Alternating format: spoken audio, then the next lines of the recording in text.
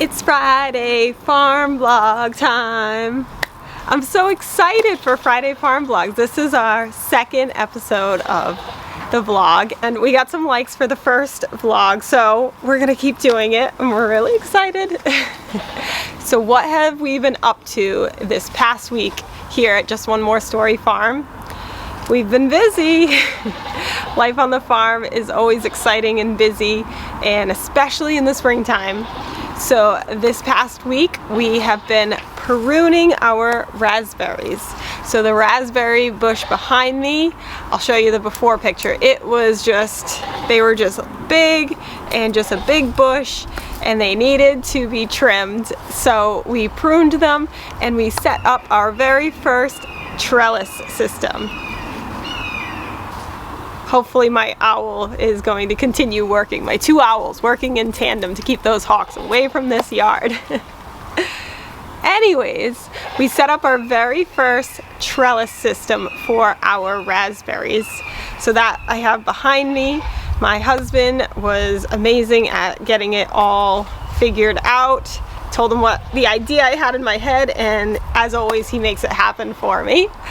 So come check it out. We got some T-posts and we banged those into the ground. We put a support T-post across. We used biodegradable baling twine to be able to attach each raspberry cane to the twine. In order to make this V shape, to keep all of our raspberries on the edge so that they are easy to pick when they are fruiting. So before we just had it as a large bush, multiple plantings of raspberries plants, and they formed a bush, but trying to reach in to get the raspberries last summer was difficult, especially for the kids with all of these prickers. So this year, now that our raspberry canes are tall enough, we are trying out this trellis system. And honestly, I'm so happy with how it turned out. I think it looks really nice, really clean, and I really think it's gonna make it easier to pick raspberries this year.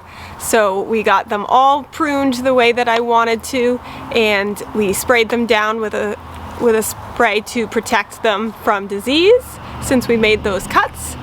And we're really hoping for lots of raspberries again this summer like we did last summer. Also, this past week we made a poultry nipple waterer for the chickens, and I talked about it before, saying that I was going to try to make a freeze-proof water poultry nipple waterer. And I think we did it. We're still testing it out just to be sure, but we're gonna have those results for you hopefully this week, but I'll give you a sneak peek.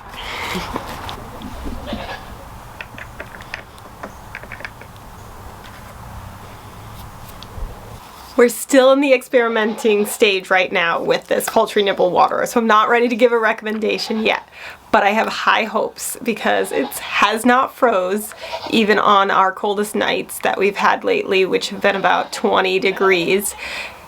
But we do have one poultry nipple that is leaking, so we do need to make some tweaks, some adjustments, and then we'll let you know if it is a viable source for keeping your poultry from having frozen water in the winter.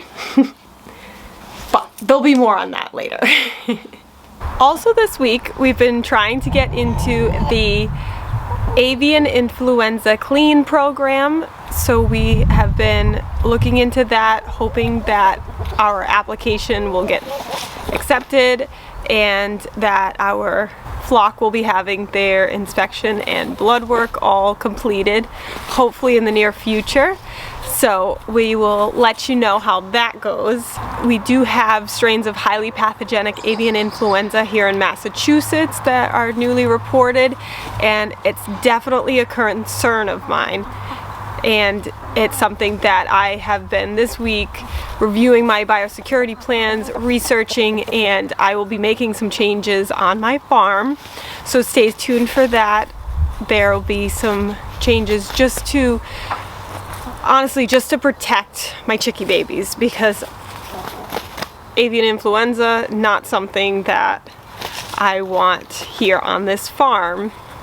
Avian influenza, there's no vaccine, there's no cure, it can be fatal. It's not something that I want to take any chances with, so we will be implementing even more strict biosecurity plans here on our farm.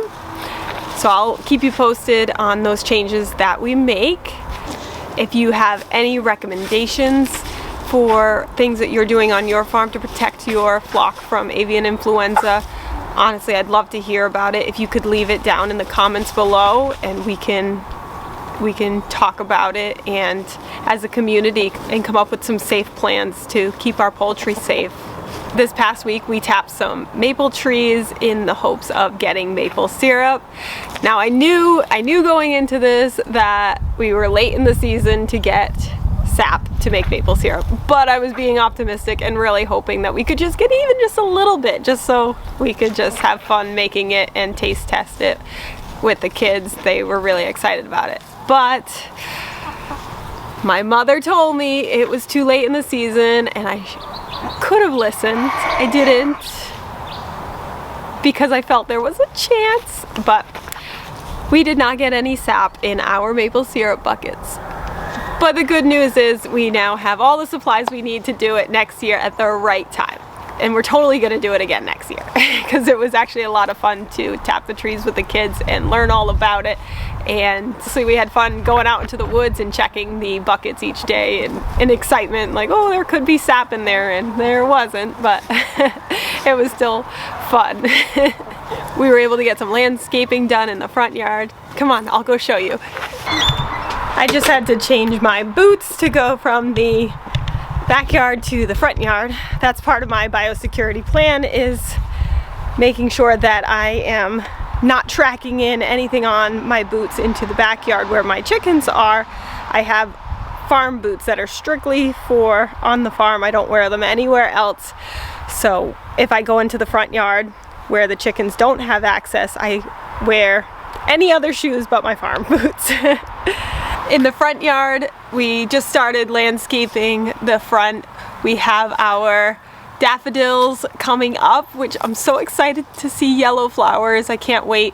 So they are growing steadily. So we were just clearing out the leaves, getting that ready so that we can mulch again this season, and getting our trees here pruned as well. Just getting prepared, because it's spring. With the warmer days that we've been having, it's been nice to be able to get out and get our gardens and plantings and landscaping all ready for our plants that we will be planting. We have had some pretty cold nights though, so it's really starting to rain, so we're gonna move this inside. But don't worry, I have 2 more things inside to show you that we've been working on this week. Let's go. We got our mini indoor greenhouse set up behind me. So we filled it up with pots with soil of all different sizes. It was really fun for the kids because I gave them a big bag of soil, a bunch of empty pots for them to fill up, and they did great. They filled them all up just like I showed them, and I mean, look, they filled up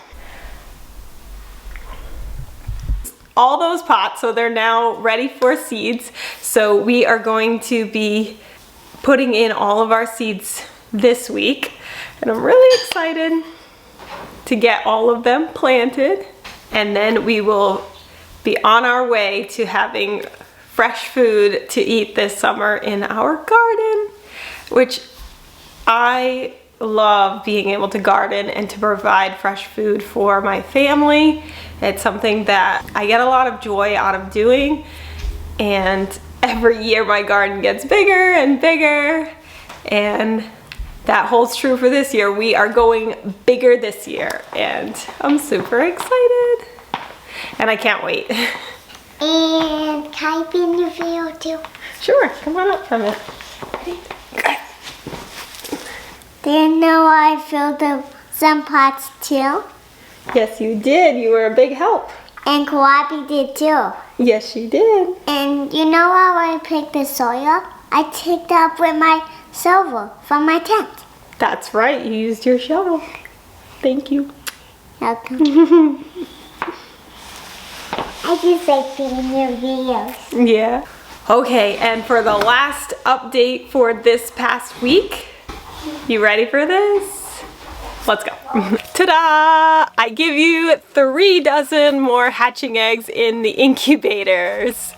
So this week we washed up our incubators, got them disinfected and all cleaned out, ready to go, and we fired them up and washed our hatching eggs. We got our 3 dozen hatching eggs in here for a custom order for a customer, and they will be hatching in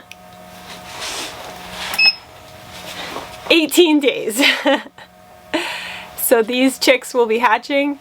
The chicks that I've been raising, those chicks, they are moving out to the chicken coop. Ooh, they're gonna be so happy to be able to have more room to flap their wings and move around. So we're gonna be making that transition this week.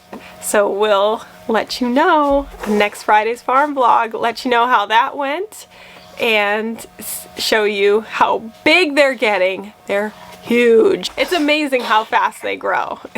If you haven't seen them yet, we also posted a couple awesome videos this week. One about snacks that you can feed your chickens, and the other one is the story about Amelia Bedelia and how she almost died from listeriosis. I talk about how she got sick, her treatment, the cost of the treatment plan, and an update on how she's doing now.